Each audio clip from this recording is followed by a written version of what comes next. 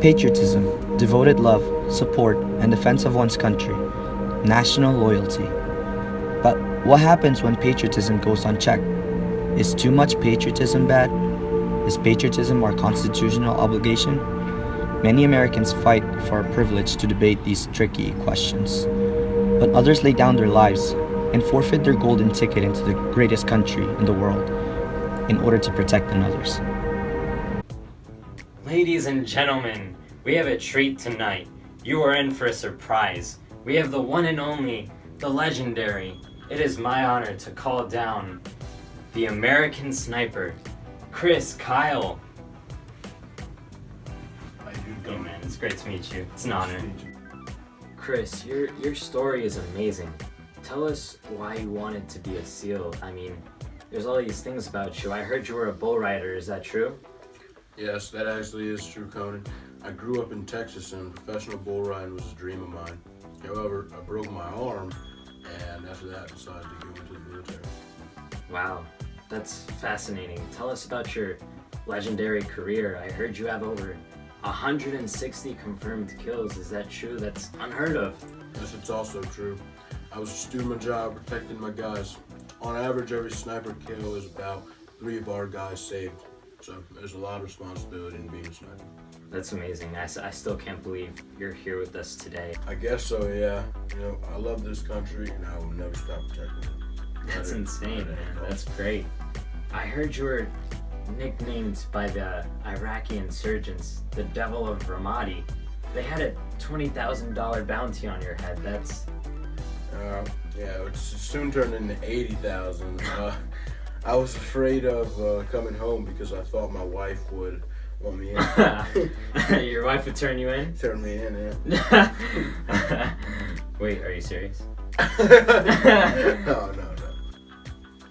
Chris, tell us about your legendary shot. It's just so unheard of. It's amazing. I heard you have the longest confirmed kill. 1.5 miles. Tell us about that. How was that? It was a pretty long shot. It was by mistake, actually. By mistake? Did you drop your rifle or something? Pretty much, yeah. You did? Yeah. I think you're just being modest. Walk us through that legendary shot. It's still a world record till this day. No one has ever reached something like that. Well...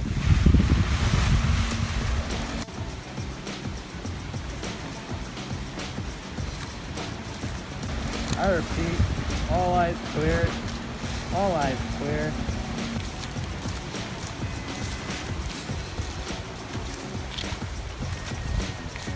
Suspect is at 900 meters.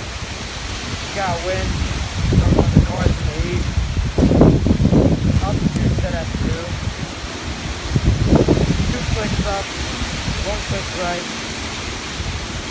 You're clear to take the shot. Send it.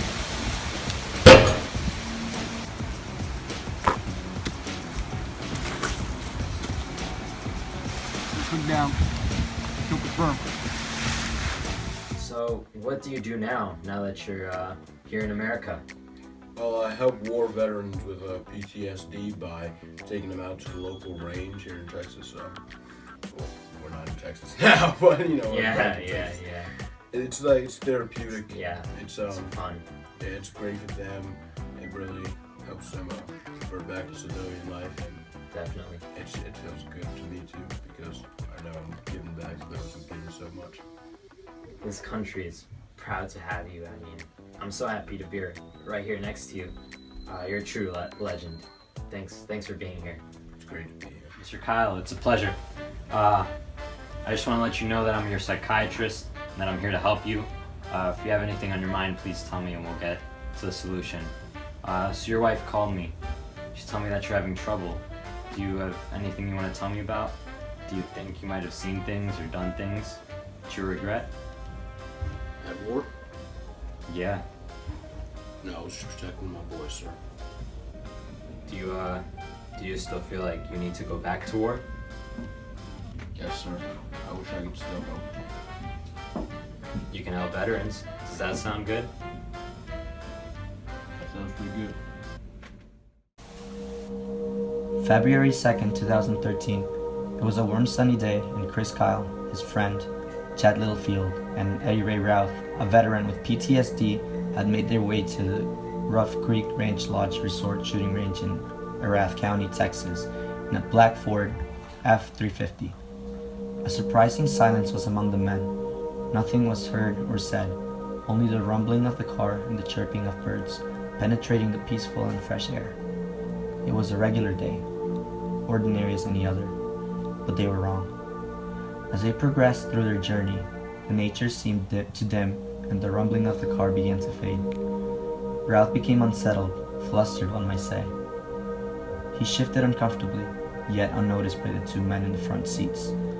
No words had been exchanged since the start of the trip, and to Ralph, silence became a dim buzz, slowly increasing. He shook it away. Moments later, the buzz returned, accompanied by a slight blur to his right eye. He looked at the men's faces through the side view mirrors, innocent and unexpected, quiet and content, the concern of any moment being their last not considered. Ralph looked down. There was his gun, secured by his side. As they arrived at the range, the sound of silence had been steadily increasing, deafening Mr. Routh's ear and mind. It soon changed into a growling roar. It became unbearable. Routh struggled to keep still, but could not find the ability to do so. His soul, mind, and body taken over. But yet, his troubled movements remained undetected by the two men. As they got out of the car, Ralph lost it. He reached for his gun. His hands trembled. He unhooked it from his holster. He pointed it at the two men. No regret, no hesitation. He pulled the trigger. It is a sad day for America today, as we just received news that former Navy SEAL Chris Kyle is now deceased. Chris Kyle was reportedly shot and killed by a veteran with post-traumatic stress disorder. Chris Kyle was an accomplished SEAL who dedicated his life to our country by serving 10 years in the Navy and volunteering to help ill veterans return to civilian life after. Kyle was deployed 4 times and killed a Navy record of 160 people. We now turn to Stephen for more information. Thank you, John. Chris Kyle's assassin goes by the name of Eddie Ray Routh. Routh was a United States Marine who Kyle and neighborhood friend Chad Littlefield brought to a gun range here in Texas. Routh has been suffering from PTSD, which is what brought him and his victims together. Initially, Chris Kyle and his pal Chad Littlefield were taking Routh to a shooting range to spend time with him as a sort of post-war rehabilitation. But as we now know, things didn't go as planned.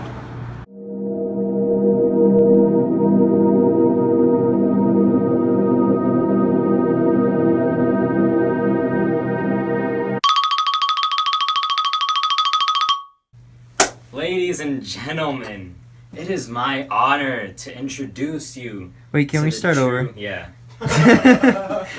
This is not gonna go good. Why are you shaking your head? I said 3, 2, 1, and Alberto's just Nick, like... Nick.